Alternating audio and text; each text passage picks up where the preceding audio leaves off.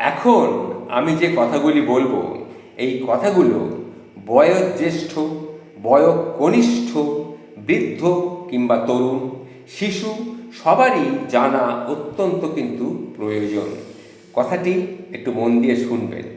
একজন পিতা তার সন্তানকে একটা চিঠি লিখেছিলেন। সেই চিঠিটি তিনি কী লিখেছিলেন সেটা আমি পড়ে একটু শোনাচ্ছি। প্রিয় সন্তান, তোমাকে 3টি কারণে এই চিঠিটা আমি লিখছি।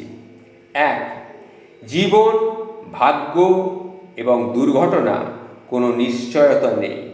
কেউ জানে না সে কতদিন বাঁচবে। 2, আমি তোমার বাবা। যদি আমি তোমাকে এই কথা না বলি, অন্য কেউ কিন্তু এই কথাগুলো তোমাকে বলবে না।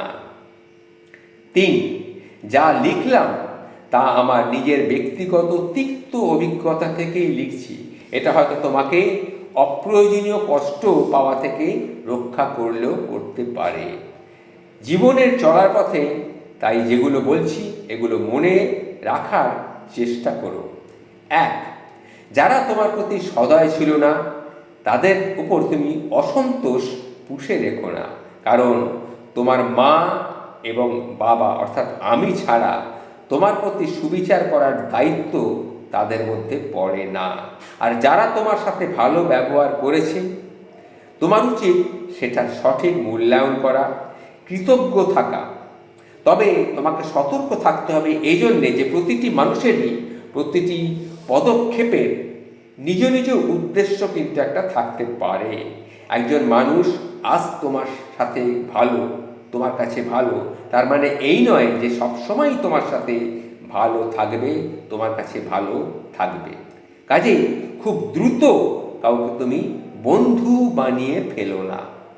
2, জীবনে কিছুই কিংবা কেউই অপরিহার্য নয়, যা তোমাকে পেতেই হবে।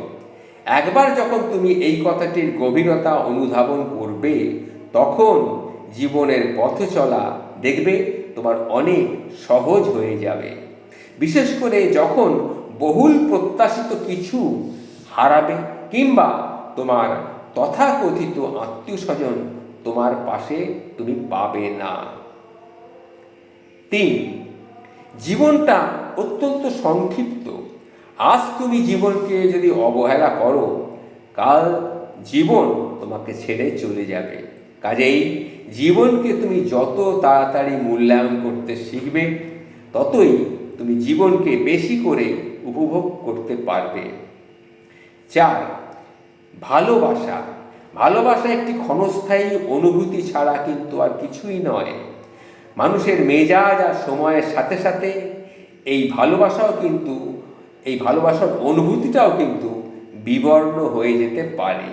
যদি তোমার তথাকথিত কাছের মানুষ তোমাকে ছেড়ে চলে যায়, তুমি ধৈর্য হারাবে না, তুমি ধৈর্য ধরবে। সময় তোমার সমস্ত ব্যথা বিষণ্ণতাকে ধুয়ে মুছে একেবারে পরিষ্কার করে দেবে। কখনো প্রেম, ভালোবাসা, মিষ্টতা এবং সৌন্দর্যকে নিয়ে কখনো যেন বাড়াবাড়ি করো না। আবার ভালোবাসা হারিয়ে বিষণ্ণতায় অতিরঞ্জিত হয়েও না, ভেঙে পড়ো না। 5, অনেক সফল লোক আছেন যাদের হয়তো উচ্চশিক্ষা ছিল না। এর অর্থ এই নয় যে তুমিও কঠোর পরিশ্রম বা শিক্ষালাভ ছাড়াই সফল হতে পারবে। তুমি যতটুকু জ্ঞানই অর্জন করো না কেন, তাই হলো তোমার জীবনের অস্ত্র। কেউ ছেঁড়া কাঁথা থেকেই লাখ টাকার অধিকারী হতেই পারে, তবে এই জন্য তাকে অবশ্যই কিন্তু পরিশ্রম করতে হবে। 6, আমি আশা করি না যে আমার বার্ধক্যে তুমি আমাকে আর্থিক সহায়তা দেবে, আবার আমিও সারা জীবন ধরে তোমার অর্থ সহায়তা তোমাকে দিয়ে যাব। যখনই তুমি প্রাপ্তবয়স্ক হবে তখনই বাবা হিসাবে আমার অর্থ সহায়তা দেওয়ার দিন কিন্তু শেষ। আমি দিতেও পারি, নাও দিতে পারি। তারপর তোমাকেই সিদ্ধান্ত নিতে হবে, তুমি কি পাবলিক পরিবহনে যাতায়াত করবে নাকি নিজস্ব লিমুজিন হাঁকাবে, গরিব থাকবে নাকি তুমি ধনী হবে। এটা তোমাকেই সিদ্ধান্ত নিয়ে ঠিক করতে হবে।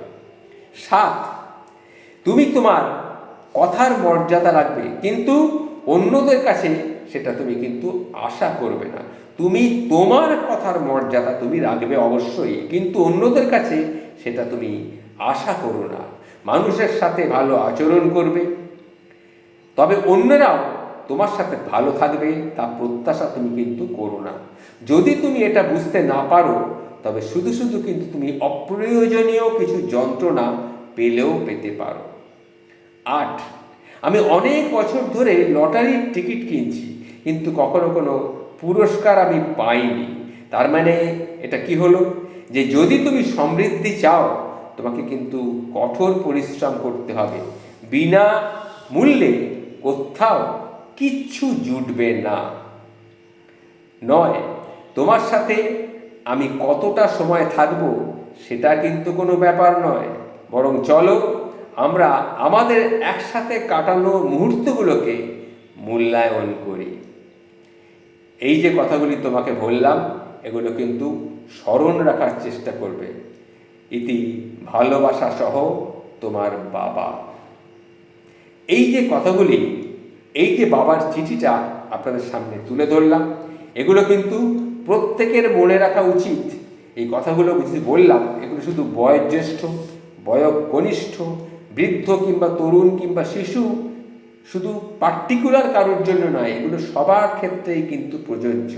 এই কথাগুলো যে বললাম, এগুলো যদি আপনাদের কাছে সত্যি ভালো লাগার কিছু কথা, প্রয়োজনীয় কিছু কথা বলে মনে হয়, তাহলে অতি অবশ্যই সবার কাছে শেয়ার করে দেবেন।